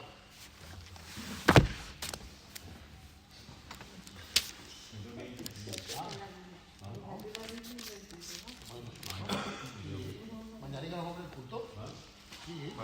Como el Pedro pasa el audio, yo me lo escucharé el cacho este que no puedo escuchar, ¿vale? Vale, de acuerdo. Venga, Dios te bendiga a su hermano. Vamos a leer Marcos 1:1, si tú lo tienes, léelo. Sí. Principio del Evangelio de Jesucristo, Hijo de Dios. ¿Sigo? Sigue un poquito más, hasta un par de versículos. Como está escrito en Isaías, el profeta, he aquí yo envío mi mensajero delante de tu faz, el cual preparará tu camino delante de ti. Voz del que clama en el desierto, preparad el camino del Señor, enderezad sus sendas. Hasta aquí entendemos de que el Evangelio de Marcos, ¿vale?, recoge un poco el propósito del escrito que lleva un poco en la mente Marcos, ¿no? Es decir, Jesús, que es hijo de David, tal, él ha venido, pero no ha venido al azar, sino que él cumple serios requisitos como esa profecía. Que esa profecía está hablando de Juan. Ese es el versículo clave del Evangelio de Juan. Uno de ellos, por ejemplo, luego hay más. Porque en Juan también parece así. Sí. Luego dentro del Evangelio, como he dicho, hay más versículos. Pero este es uno de los que recoge, ¿vale? No vamos a entrar en todo, ¿vale? Léelo desde el principio hasta lo que habla de voz del, o sea, un par de versículos. Del 1:1 empiezo. Sí. Principio del Evangelio de Jesucristo, Hijo de Dios, como está escrito en Isaías el profeta. He aquí, yo envío mi mensajero delante de tu faz, el cual preparará tu camino delante de ti. Voz del que clama en el desierto, preparad el camino del Señor, enderezad sus sendas. Amén. Aquí, si os dais cuenta, está hablando de dos personajes a la vez. El profeta Isaías habla de dos personajes en el mismo capítulo de Isaías, que recoge Marcos y él lo lanza para hacerle ver al que recibe la escritura que no tenga duda de que el libro habla de Jesús. Y hablando de Jesús, pues como que hace un fundamento cogiendo las profecías, por ejemplo esta de Isaías, y ahí salen dos personajes. He aquí que mando a mi mensajero. ¿Quién era el mensajero? Juan el Bautista. Delante de ti. Pero ese ti, ¿quién es? Mando a mi mensajero delante de ti. Ese ti no es Isaías. Jesús. Es Jesús. ¿Te has dado cuenta como a veces hay que leer entre líneas? Mando a mi mensajero delante de ti que abrirá el camino para cuando tú llegues, pero estoy intentando ahora, ¿vale? Para cuando tú llegues todo el camino esté preparado, porque de ti, y vemos ahí un poquito que habla de un personaje que es Juan el Bautista, que era el heraldo, pero él vino con la convicción de prepararle el camino a alguien, y ese alguien era Jesús. ¿Vale? Pues aquí recoge un poquito ese contenido. ¿De acuerdo? ¿Qué dice más el libro? Y ya entraremos en algún apunte que yo tengo por aquí. El libro que tenemos ahí, del contenido que tiene, le toca leer al Kiko, ¿vale? Dentro de lo que es el contenido del libro, tiraremos un ratico más y nos vamos, que no quiero yo ser pesado. Lo tengo aquí, pero se me ha salido la página. Contenido. El tema del Evangelio está recogido en el propio texto, en Marcos 1:1, principio del Evangelio de Jesucristo, Hijo de Dios. Se centra en la persona de Jesús, protagonista y monopolizador de la narración. El Jesús que Marcos presenta es Hijo de Dios y Siervo de Dios, lo que se destaca en los llamados pasajes de un siervo. ¿Sí? Sí, un poquito más, sí. La preparación del siervo para el servicio. Ah, vale, eso lo Sí, tenemos sí, ahí, ¿no? sí. Vale, esto es bueno estudiarlo en la casa porque entra eso. ¿Sabes de las 4 puntos que hay? Sí. En estos pasajes, en estos paisajes, podemos recorrer todo el Evangelio siguiendo los diferentes énfasis de cada sección y descubriendo cómo pretende el autor a un siervo perfecto. Amén. Ahí lo está diciendo el libro de que cuando leemos un poquito todos los pasajes de los 4 evangelios, nos vamos a dar cuenta de cómo representa cada evangelio, cómo representa a Jesús, cómo es representado por cada uno de los evangelios. Por ejemplo, Mateo lo representa como Rey. Como un rey. Marcos lo representa como Siervo. Como un siervo. Lucas lo representa como el hombre perfecto, que luego ya entraremos. Y Juan lo representa como el Hijo de Dios. ¿Vale? Ya entraremos en cada uno, lo que pasa es que todavía no podemos, y no allí cuando no hemos terminado este. Vale. Lo que queda en el libro está en la casita, lo repasamos un poco porque ya queda muy poco, ¿vale? Yo tengo aquí algunos apuntes que los vamos a repasar un ratico más antes de dar gracias, si os parece bien. Y ya la clase que viene pues nos centraremos lo que es Lucas, que es distinto, es muy bonito. Mira, yo tengo aquí enseñanzas claves de Jesús, también que también las recordemos en Mateo. Cada evangelio recoge lo que él vio más importante, lo escribió. El reino de Dios, Jesús enseñó el reino de Dios.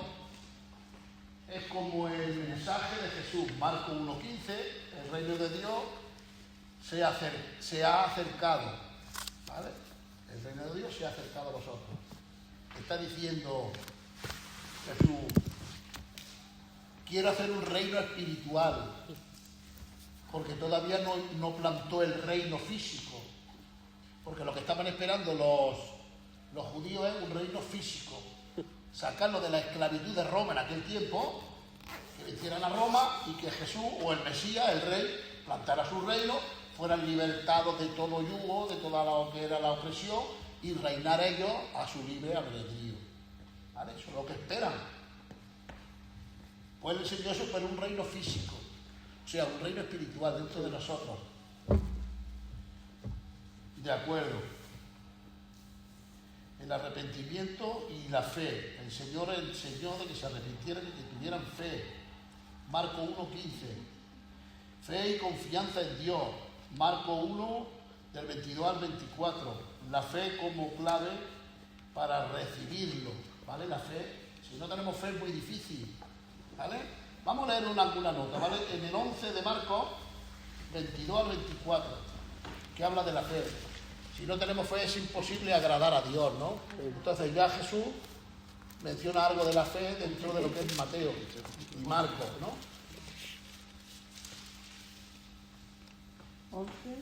11:22. Leemos dos versos que son el 23, del 22 al 24. ¿Quién lo tiene? ¿Lo tienes tú, Maribel? Yo sí, el 22. Sí. Respondiendo Jesús les dijo, tened fe en Dios, porque de cierto os digo que cualquiera que dijere a este monte, quítate y échate en el mar, y no dudar en su corazón, sino que creyere que será hecho lo que dice, lo que diga le será hecho. Amén. Sigo. Hasta aquí. Ahora vamos a coger el capítulo 5 de Marcos. Aquí vemos fe para orar, para que obre el Señor por medio de la fe. Dime, podría... Porque yo este versículo, sí, lo hemos dicho ahora, sí. ¿Vale? ¿5 qué? Quítate, échate al mar. O sea, te dijera a ese monte, quítate y échate al mar. Los gitanicos de antes decían, si tienes fe, Dios puede obrar y quitar tu montaña. Yo he escuchado eso, ¿eh? ¿Qué quiere decirse? Bueno, hacemos un poquito del estudio. Pero ya que estamos en este versículo, ¿qué quiere referir en eso? Muy buena pregunta. ¿Y quieres que te la diga yo, no? Vaya, hombre, no puedes.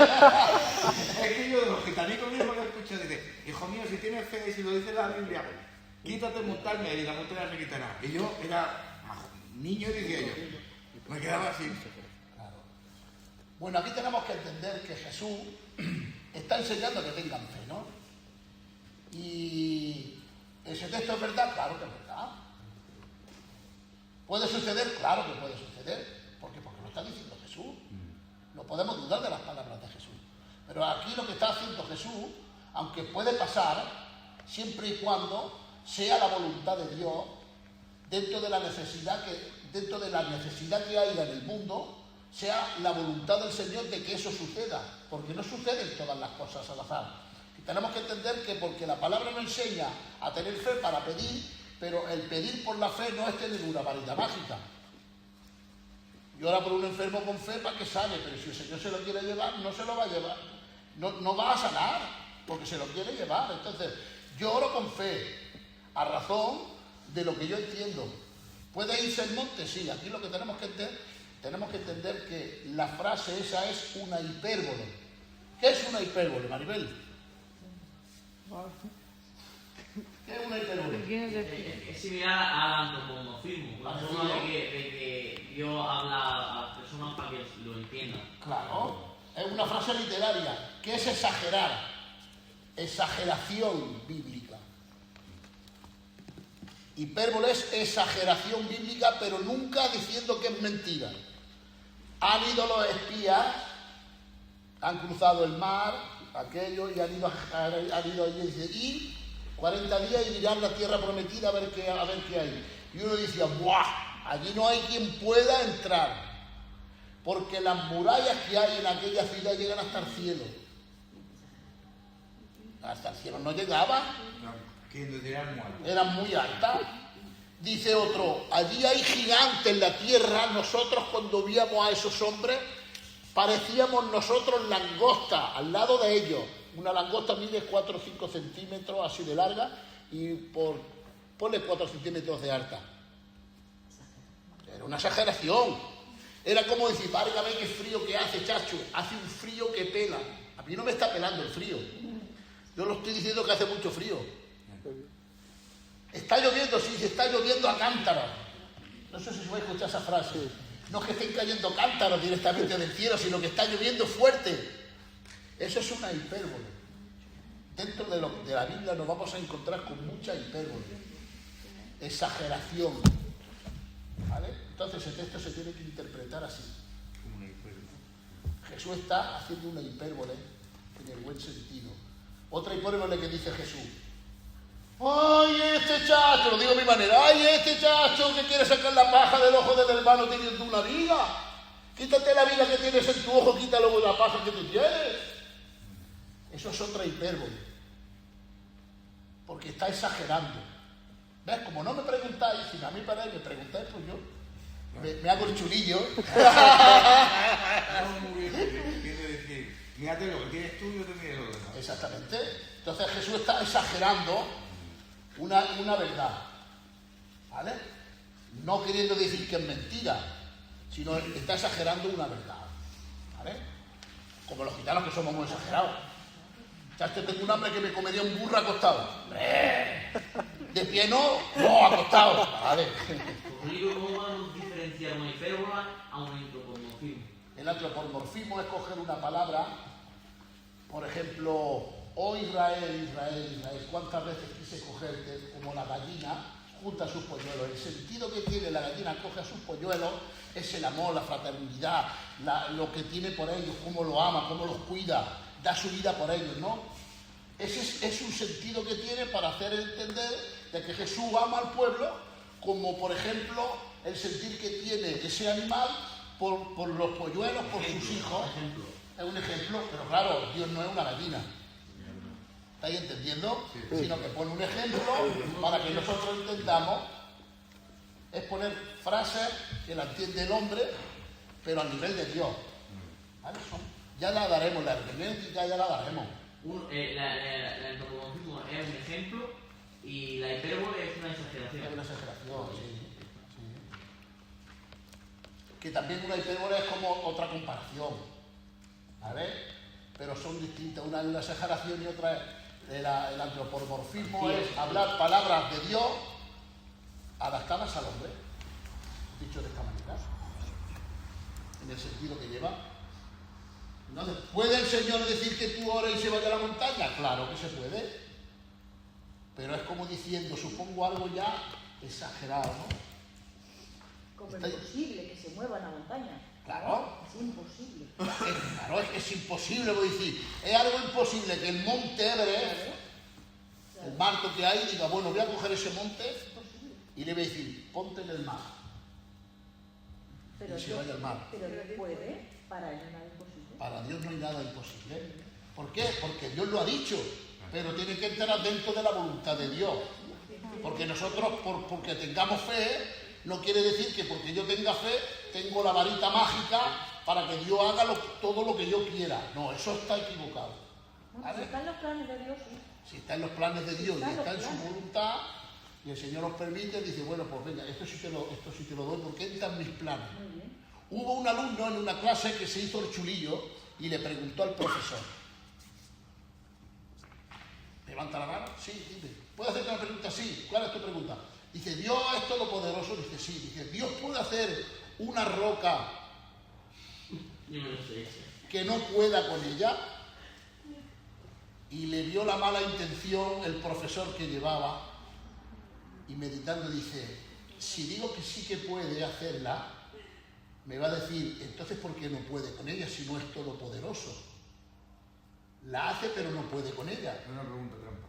Era una pregunta trampa. Y si dice que no puede hacerla, va a decir, pues entonces no es todopoderoso. Y entonces le dijo el profesor, Dios no hará nada que vaya en contra de su naturaleza, que no esté en sus planes.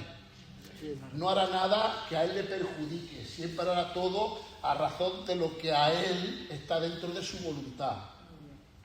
¿De acuerdo? Dios no hace nada a capricho. No nos consiente, no nos mal en ese buen sentido, ¿vale? Vale, pues dentro de esto está lo del reino, la fe con Dios, el mandamiento principal del amor,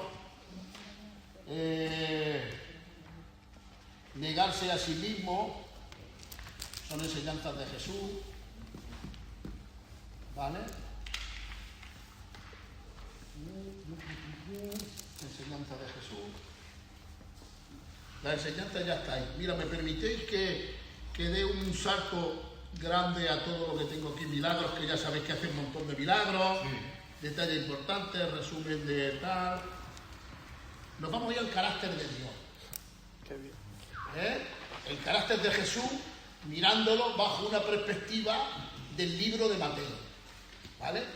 Siempre nos vamos a ceñir a lo que es el libro, de lo que dice el libro, y podemos aprender bajo el libro del carácter de Jesús. A ver si lo encuentro, ¿vale? Yo lo tengo en la página 9, que son escritos míos, que yo me vienen en la mente, empiezo a recoger, lo mando al ChatGPT y me hace como un bosquejito así, ¿vale? Y me ayuda, y lo digo para que si tenéis que entregar algún trabajo o algo, son herramientas que nos ayudan siempre a facilitarnos el estudio, ¿vale? Yo siempre utilizo todas las herramientas posibles para que a mí me facilite el estudiar.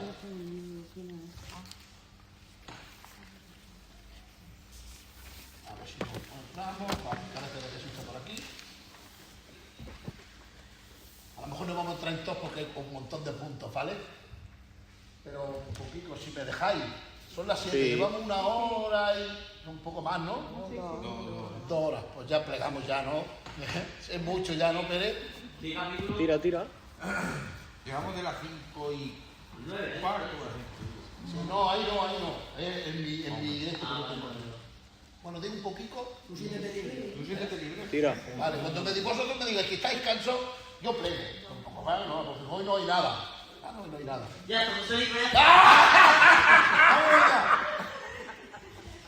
¡Qué malo! Ah, te vamos de vuelta. No me la de vuelta. Qué bueno. Vale, pues vamos a ir al carácter de Jesús, mirándolo bajo la perfección del libro de Marcos. Jesús es compasivo, se compadece, es compasivo. Nosotros tenemos que ser compasivos, como era Jesús.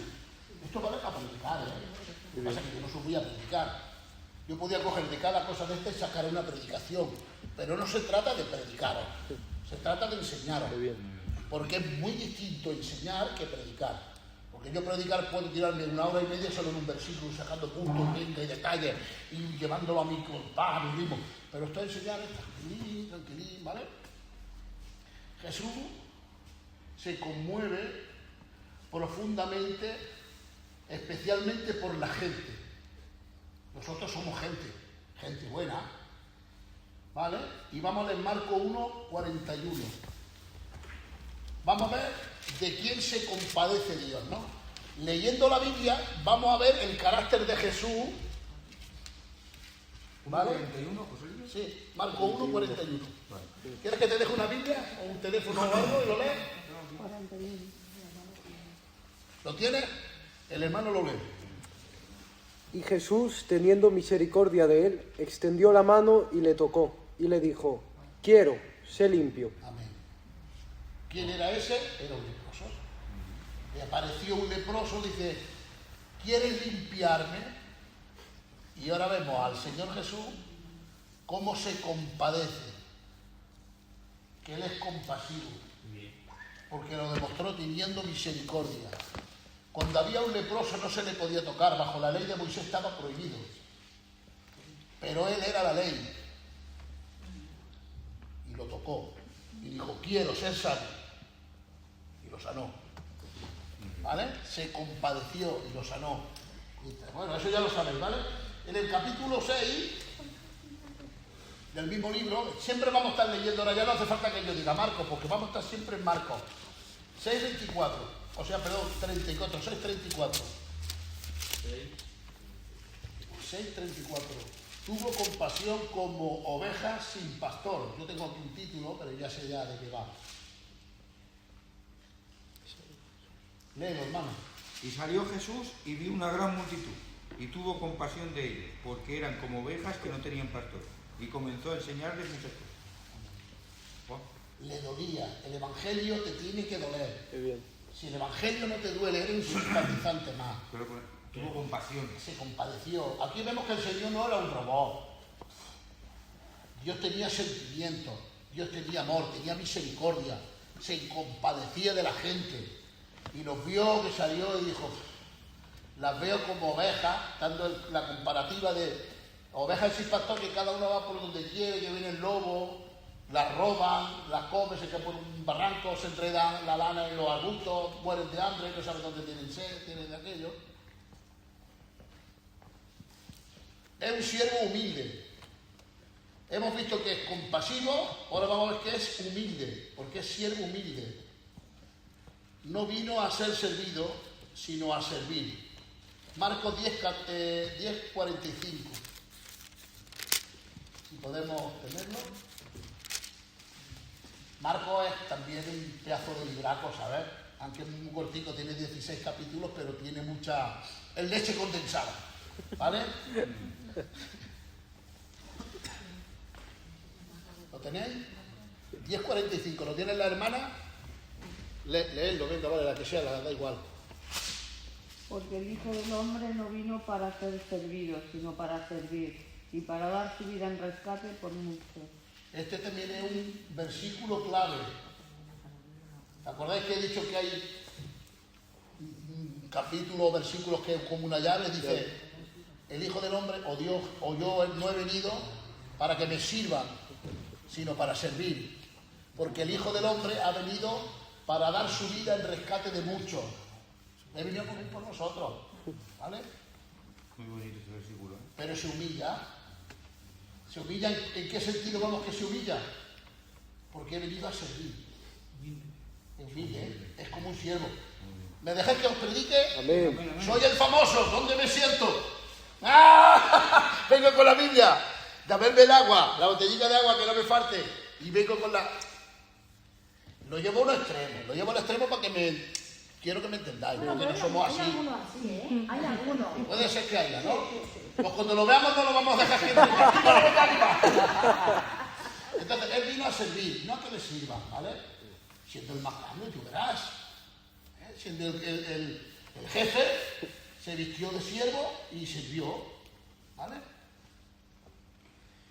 De acuerdo. Él tiene autoridad.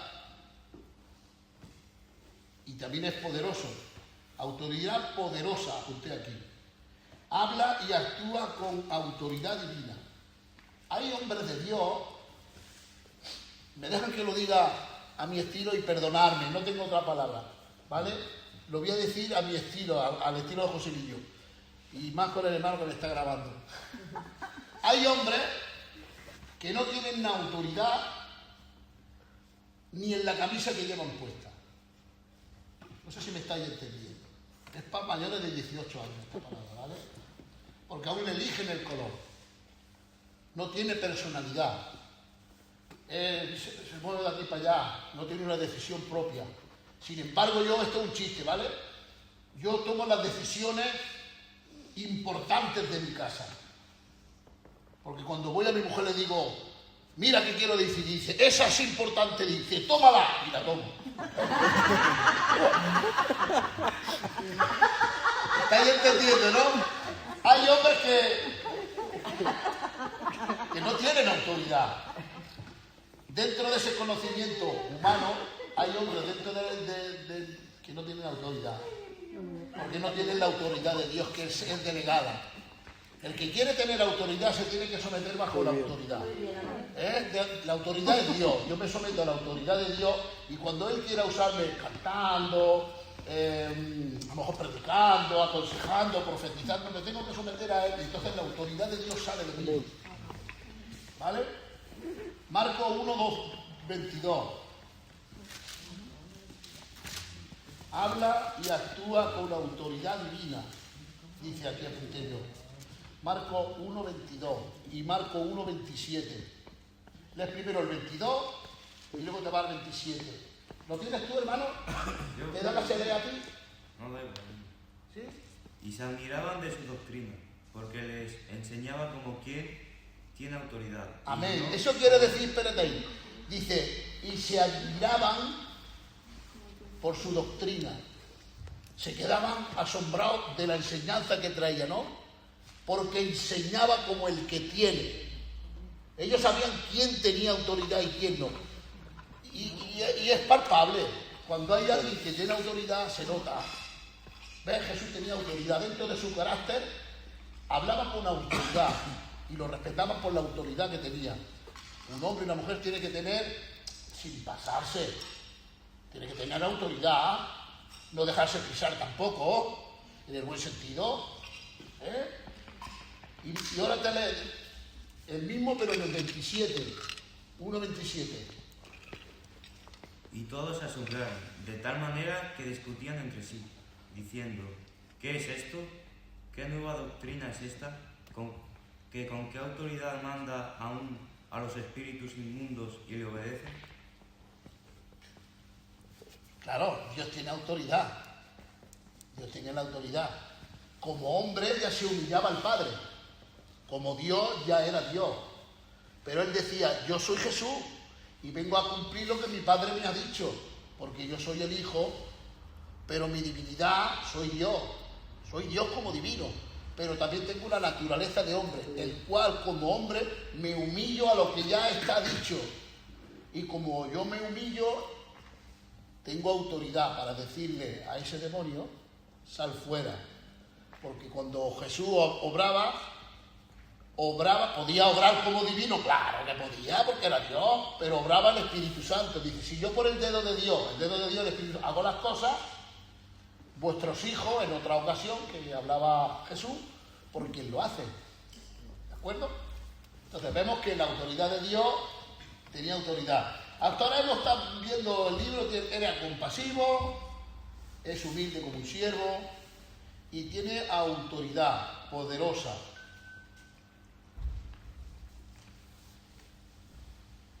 Dependencia de Dios en la oración. Aquí hay que matizar un poquito, ¿no? Dependía un poco también como hombre, quiero que entendáis que como hombre dependía también del Padre, de Dios. ¿Os acordáis cuando estaba en el Getsemaní? Dice, y en aquella tormenta funeraria solo un ángel acude a su plegaria con la potente paz consoladora. Oh, dígame. Es una poesía del Bernabé, ¿vale? Y cuando el Señor ora al Padre, Padre, pasad esta copa en la vida, si haga su voluntad. Y dentro de lo que estaba viviendo, dice que desciende un ángel y lo fortaleció. Entonces él le estaba pidiendo al Padre como hombre, no como Dios, porque con Dios era todopoderoso, pero él no podía vencer como Dios, tenía que vencer como un hombre. Entonces dependía de la oración, ¿vale? También al Padre. Busca comunión constante con el Padre. Jesús constantemente oraba con su Padre, tenía comunión. Nosotros, si era Jesús, quiero que me entendáis, hermana, para que, y todos los hermanos, para que vayamos mejor, si era Jesús como hombre y se comunicaba con el Padre, ¿qué nosotros? ¿Qué más nosotros? Muy bien. En el capítulo 1:35, y a lo mejor lo dejamos aquí, ¿vale? Y seguiremos la semana que viene, con el carácter de Dios. ¿Qué dice? ¿Uno qué era? 1:35.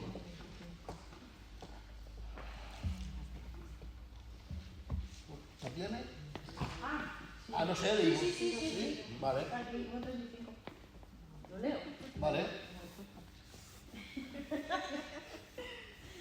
Levantándose muy de mañana, siendo aún muy oscuro, salió y se fue a un lugar desierto y allí oraba.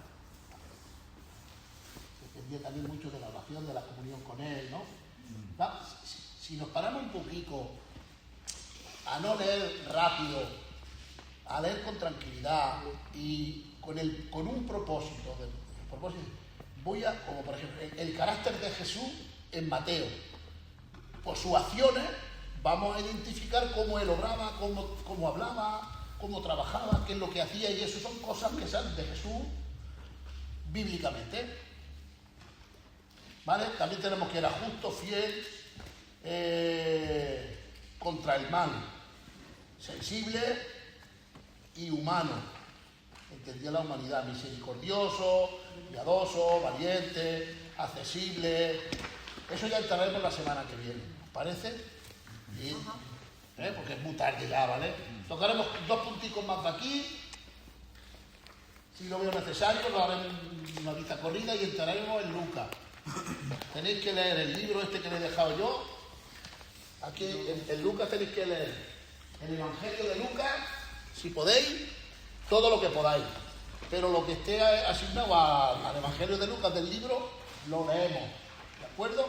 Si hay alguna duda dentro del libro de Lucas, de la Biblia, la apuntáis en adepto y la tratamos como eso de la montaña o como el antropomorfismo. ¿De acuerdo? Y le buscamos siempre una solución. ¿Vale? Y leemos esto y la Biblia. ¿De acuerdo? Y nada más. Colorín colorado.